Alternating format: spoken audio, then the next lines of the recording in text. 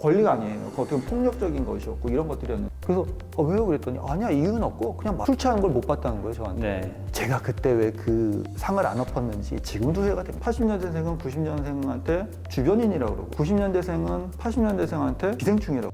안녕하세요. 카이로스의 이태희입니다. 오늘은 김범준 작가님 모셨습니다. 회사어, 말투, 관계라는 주제로 이미 20만 부 넘게 엄청난 판매 실적을 올리고 계신데요. 네. 네, 간단한 자기소개 부탁드리겠습니다. 직장인이고요. 회사를 다니고 있고 지금 영업사원 한 지 좀 꽤 오래됐어요. 네. 어떻게 기회가 돼가지고 네. 글을 쓰게 됐고 그 글들이 모여서 책이 나오게 됐고요. 책이 나오게 되다 보니까 강연도 하게 되고 네. 개인적으로 그냥 평범한 직장인이다 그렇게 생각하고 있습니다. 네, 네. 네네. 90년생 네네. 인터뷰를 많이 진행하신 걸로 알고 있는데 네. 여러 가지 이제 에피소드가 책에도 많이 담겨 있지만 네네.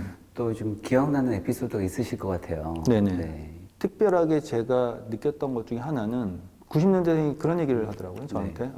재밌는 얘기인데 자기는 팀장이 뒤에서 자기 노트북을 보는 게 그렇게 싫대요. 네. 긴장이 먼저 확 되죠. 네네네. 네. 근데 그건 당연한 어떻게 보면은 이전 세대, 그러니까 80, 70 뭐 이런 사람들이 직원들을 갖다 관리하는 입장에서 조직이라면 당연한 이러면 안 되는데 권리라고 생각했어요. 네. 진짜 저도 생각해보면 이거 꼰대 같은 마인드예요. 지금 생각해보면 내가 내 밑에 있는 부하 직원들 뒤에서 뭐 하고 있는지 보는 게 뭐가 문제야? 어떤 한 90년대생 초반 친구였는데 너무 싫다는 거예요 그게. 나의 영역을 갖다가 누군가가 뒤에서 네. 동의 없이 이렇게 바라본다는 게 너무 싫다는 거예요. 그래서 사실 저는 약간 충격을 받았어요. 그래서 요즘엔 조직 내에서도 노트북 보고 있을 때 제가 무슨 뭐 요청이나 이런 거 할 때는 옆으로 갑니다, 옆으로. 절대 뒤로 안 가요. 옆으로 가면서, 예를 들어서 뭐, 누구씨, 뭐, 저 잠깐 할 말 있어 이렇게 얘기를 하거든요. 너무나 당연하게 생각했던 것들, 우리가 기존의 세대들이 권리라고 생각했던 것들이 권리가 아니에요. 그 어떻게 보면 폭력적인 것이었고 이런 것들이었는데 상당히 많이 있었던 것 같아요. 네. 저는 책 표지를 보고 좀 네. 무섭던 네. 문장이 있었는데요. 팀장님, 선 넘으셨습니다. 네네. 라는 그 문장이었고, 홍보 문구를 보니까 선 넘는 김 팀장과 선 긋는 이 대리. 네. 이 짧은 문장이 네. 회사에서 네. 이 두 세대 간의 이제 성향 차이를 잘 보여주는 것 같다고 네네네. 생각했습니다. 먼저 선 긋는 이제 90년생 이 대리, 성향, 네. 그리고 이 친구들의 이제 소통하는 방식에 대해서 좀 궁금한데, 네. 좀 이 부분은 어떠한가요? 90년대생이 80년대생을 바라보는 것과 80년대생이 90년대생을 바라보는데 약간 좀 특징적인 게 하나 있었는데 뭐냐면 80년대생은 90년대생한테 이렇게 불평을 하고 있어요. 쟤네들은 적극적으로 회사하고 거리를 두는 친구들이다. 굉장히 적극적으로 회사와 거리를 둔다는 거예요. 그러면서 저렇게 해가지고 무슨 직장생활 하겠느냐. 80년대생 중에 팀장 중에 하나가 그 팀장한테 죄송하네요. 그 팀장이 저한테 얘기하는 게 요즘 90년대생 그 젊은 친구들은 주변인 같다 이거죠. 그 팀장은 직장 생활 갖다 처음부터 시작할 때 어떻게 보면 조직에서 그냥 한 몸이 돼가지고 딱 붙어가지고 밀착해가지고 그냥 있는 거 그런 걸 갖다 관계라고 생각했는데 요즘 친구들은 이상하게 회사와 이게 거리를 두면서 이렇게 살아가는 것 같다 이렇게 얘기를 하더라고요. 80년대생은 어떤 생각이 있는 반면에 90년대생은 또 어떻게 얘기하냐면 이렇게 얘기를 해요. 거꾸로죠. 직장에서 최선을 다하지 않는다고 생각을 해요. 90년대생이요. 오히려 이전 세대 사람들한테 직장에서 최선을 다하지 않는다고요. 90년대생들이 직장에서 자기 선배들을 바라볼 때 기생충 같다는 얘기를 제가 최근에 들은 적이 있어요. 네. 표현이 좀 분명히 네. 조직에서 열심히 일을 하는 것 같지만 실제로는 정말로 조직을 위해서 그리고 그 조직 구성원의 관계에 있어서 무엇을 하는가에 의문을 갖고 있는 90년대생이 굉장히 많아요. 그러면서 그 사람들다 두고 기생충이다. 이게 보면은 굉장히 문제가 많습니다. 80년대생은 90년생한테 주변인이라고 그러고 90년대생은 80년대생한테 기생충이라고 그러고요. 선을 넘는 문제가 아니라 관계를 갖다가 서로 이렇게 등을 약간 돌리고 있는 그런 느낌이 많이 들었어요. 물론 극단적인 사례죠. 그럼에도 불구하고 조직은 잘 굴러가니까.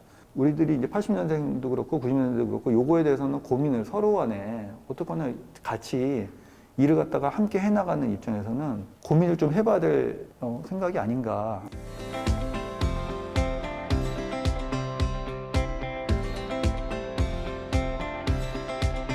책 속에서 이제 김 팀장은 이 대리와 소통하는데 네. 어려움이 많이 있잖아요. 지금 작가님께서도 회사에서 이제 그 근무를 하고 계시니까 네. 소통 방식에 대해서 나는 이렇게 한다 이런 것들은 내가 진행을 해보니까 추천할 만하다라는 것들이 좀 있을까요? 상대방이 흥미를 느끼고요. 그 상대방이 재미를 느끼는 방식으로 말해주면 되는 것 같아요. 저는 이제 이렇게 얘기합니다. 아, 뭐 성장까지 필요 없다. 그래도 조직에서 편하게 살려면 상대방, 원하는 사람이 원하는 방식으로 말해주면 된다고 얘기하거든요. 제가 만약 90년생이라면 팀장한테 가서 가능하면 얼굴 접촉할 수 있는 기회를 많이 마련할 것 같아요.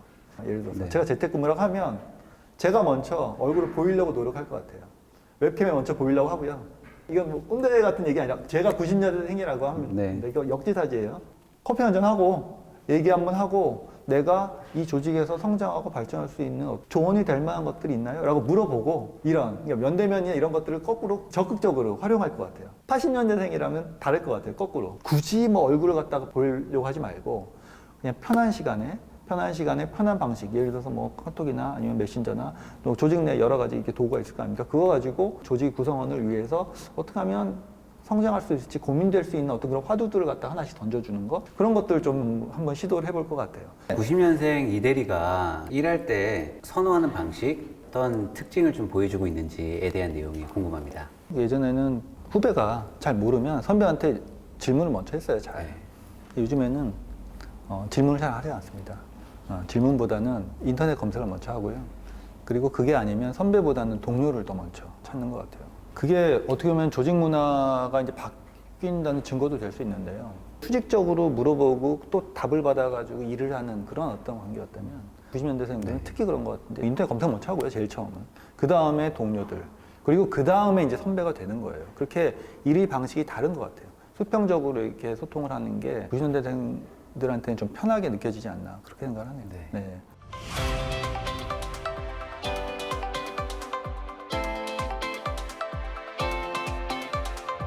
무채색이란 단어를 쓰셨잖아요. 이전 세대들도 나름대로의 색깔이 다 있었다고 생각이 드는데 회사에 오면은 자기 색깔을 숨긴 것 같아요, 확실히. 무채색으로 같이 이제 그 통일돼서 일을 했다고 하면 90년생들의 특징은 자기들의 색깔이 있는데 그 색깔이 이제 회사에 와서도 유지되다 보니까 이런 것들이 더 드러나지 않나 생각을 좀 하고 있습니다. 무채색이라는 걸 쉽게 말하면 자기의 어떤 권리나 생각들을 갖다 주장할 수 없는 그런 상황인 것 같아요. 제가 볼 때는요.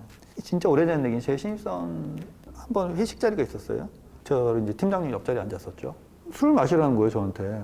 계속 연거푸서 10잔을 갖다 권하는 거예요. 글라스에다가 반을 채워가지고 10잔을. 제가 한 명하고 술 마시면 그 다음에 야, 너 이번에 얘하고 마셔. 왜 그러냐 물어봤어요. 그랬더니 그냥 네가 마시는 걸 보고 싶어서 그랬어. 아니야, 이유는 없고 그냥 마셔.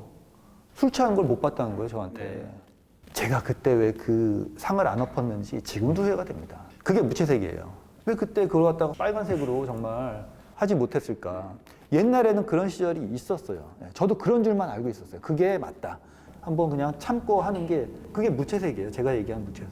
색깔이 있다 그러면은 내가 왜요라고 정확하게 얘기하고 그래도 이렇게 강요를 한다 그러면 싫습니다라고 당당하게 얘기할 수 있는 그런 게 색깔 있는 사람이 생각해요. 옛날엔 그렇게 살아온 세대였어요. 그렇게 살아온 세대 입장에서 특별하게 소통이나 대화나 이런 것들에 대해서 고민을 안 했다 그러면 지금의 90년대생이 이해가 안 될 수가 있어요.